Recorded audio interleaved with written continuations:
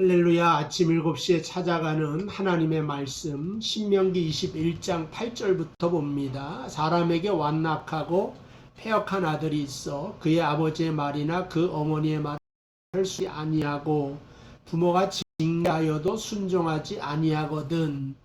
오늘 18절 말씀에 보면 순종하지 아니하는 불효를 저지르는 자녀에 대한 이야기를 하고 있습니다. 효에 대한 문제는 기독교에 있어서 가장 굵은 신학적인 문제 중에 하나입니다. 효도의 문제가 하나님과 분리되고 끊어지면서 제일 먼저 나타난 죄의 증상이 불효다, 그렇게 설명하고 있고, 이 불효의 가장 적극적인 행동이 또 불순종이다, 이렇게 말할 수가 있습니다. 그래서 효도는 그렇게 인간관계, 인간 도리 차원에서만 머무는 것이 아니라 첫 번째로 인간이 하나님과 떠나 죄악을 지으면서 나타난 적극적인 증상이 불효요. 그 열매가 불순종이다. 그래서 불효에 대한 처벌이 오늘 굉장히 무겁게 적용되도록 되어져 있습니다. 그래서 19절, 그의 부모가 그를 끌고 성문에 이르러 그 성읍 장로들에게 나아가서 그 성읍 장로들에게 말하기를 우리의 이 자식은 완악하고 패역하여 우리 말을 듣지 아니하고 방탕하며 술에 잠긴 자라 하면, 여기 이제 불효의 또 다른 모습이 나오는데 그것은 바로 방탕한 일이다 라고 말하고 있습니다. 그리고 이 방탕이란 개념이 20절에 있는 것처럼 방탕하며 술에 잠긴 자라, 술에 잠긴 것과 방탕한 것을 같은 현상으로 놓고 취급하고 있는 것을 보게 됩니다.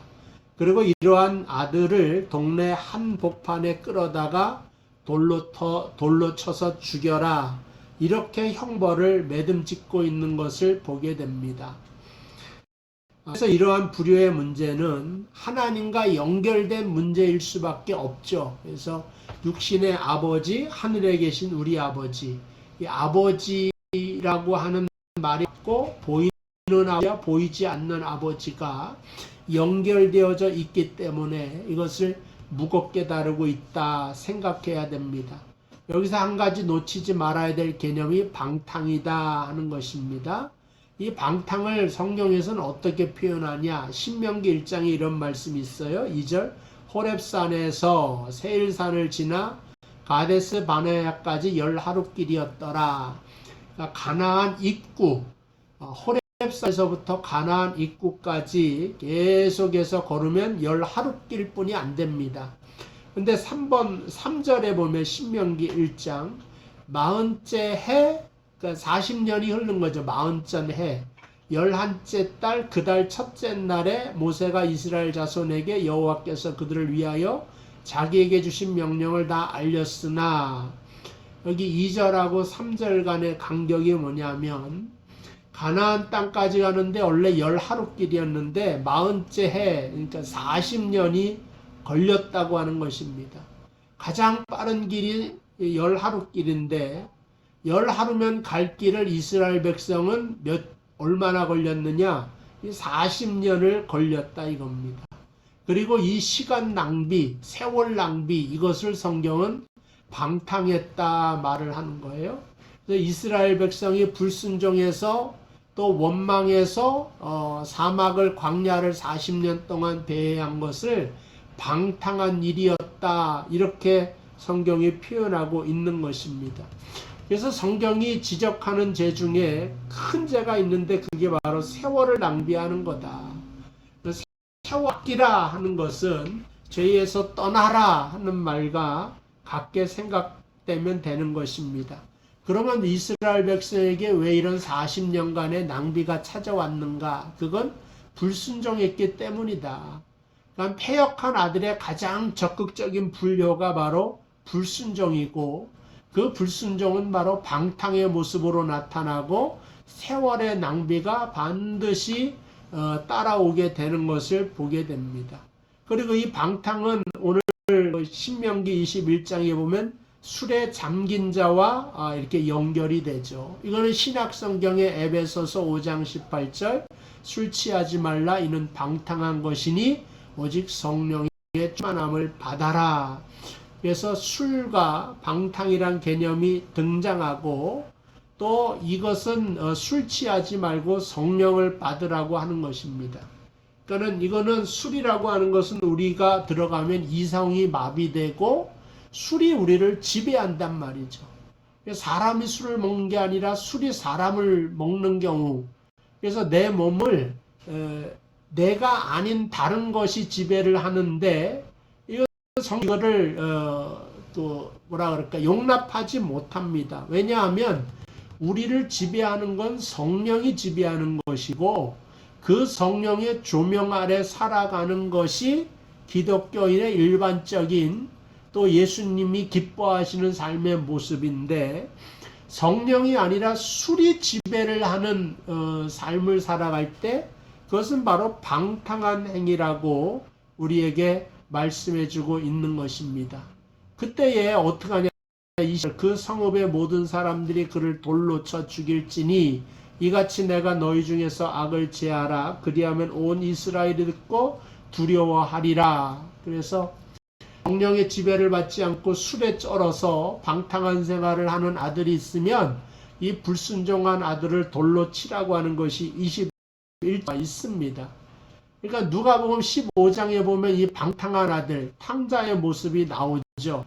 불순종하여 밖에 나가서 재산을 다 탕진했는데 사실은 돈보다도 성경은 그 아들의 세월을 다 낭비했다 하는 의미로 탕자가 되는 것입니다. 어쨌든 이 탕자가 돌아올 때는 21절의 율법에 있는 것처럼 돌로 쳐 죽여도 되는 거예요. 누가 먼저 보거든 돌로 쳐 죽여도 된다. 그러니까 아버지가 상거가 아직 먼데 아들이 오는 것을 아버지는 척 바라보고 알죠.